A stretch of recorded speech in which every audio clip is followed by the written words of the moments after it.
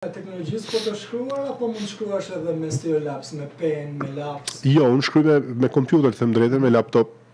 Gjithë librat ashtu i kam shkru. Është një mënyrë më e shpejtë, është një mënyrë më praktike. Po, tani, shiko, nuk kemi pse t'ja komplikojmë jetën vetes duke thënë që prit se po shkruaj me stilolaps për hir të një metode të vjetër edhe për hir të një ka që shkruaj në makinë shkrimi ende. Po është një torturë, domethënë që ti vetëm një gërm nëse gabon e heq atë fletën dhe e vë nga fillimi. Këto janë për mua snobizma, pastaj që i bëjnë ku diun për një lloj janë për muze për mua, ose ato që thonë unë shkruaj me dorë. Nuk është keq shkruaj me dorë.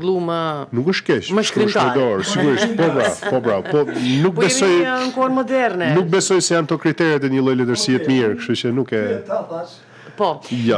Po shkrimet tuaja të cilat publikohen, ndoshta edhe pjesë të romaneve, shoh shumë shpesh që ka histori, sidomos nga Amerika për shembull, pjesë rrëfime të ndryshme të librave, të cilat zgjojnë kurreshti dhe më pas që të merret e të blet një libër i caktuar. Ne shkrimtarë shqiptar pak më pak, domethënë, përdorim rrjetet sociale, ndoshta kur i dim se posa që regeneratën e re e kemi aty, dhe ndoshta do të jetë kjo një nxitje më e mirë për ata. Unë kam apliku këtë lloj metode, e keni aplikuar? Po, disa herë gjatë dorëshkrim, pra ende nuk e kisha botu ose ishte në proces redaktimi, unë publikoja pjesë nga romani, pjesë të vogla të shkurtra që njerëzit mos t'i lodhja, edhe t'i nxisja që ta marrin romanin, në fakt ka rezultuar suksesshme. Rezulton, patjetër. Sepse nuk po them për sot që unë njifem tani si shkrimtar dhe njerëzit pak a shumë e dinë se çfarë shkruaj dhe si shkruaj unë, po flas për periudhën në fillim kur unë sa kisha nisë shkruaja, kur romanin parë ende se kishte lexuar njëri dhe duhet t'i tërhiqja njerëzit drejt asaj që unë po bëja dhe asaj që unë po shkruaja. Më ka rezultuar e suksesshme.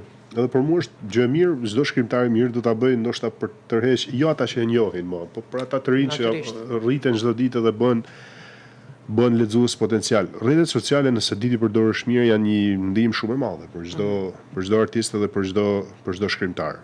Pastaj ka edhe nga ata që abuzojnë me rrjetet sociale pafund, por është tjetër liria ka kostot e veta. Natyrisht. Mirë, kena me thënë dorëshkrim ndoshta ose në laptop? Dorëshkrim që vaj. Natyrisht dorëshkrim. Me shaka e thash këtë.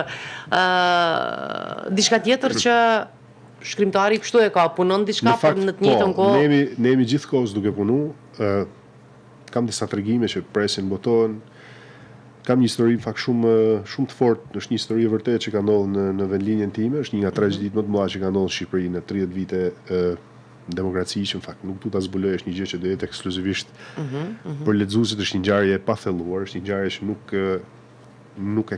nuk e di pse nuk i kanë shku për ta nxjerrë edhe një herë nga errësira dhe për ta mbase besoj që do jem unë i pari që do e bëj. Është një ngjarje që ka shënuar fakt jetën e Shqipërisë 30 vite, por nuk është përmend më për faktin se ka ndodhur një qytet vogël si Fusharzi dhe hajde kujt i intereson. Më takon mua, kam përshtypjen edhe besoj që është misioni im që ta nxjerr në dritë edhe një herë si ngjarje nëpërmjet letërsisë.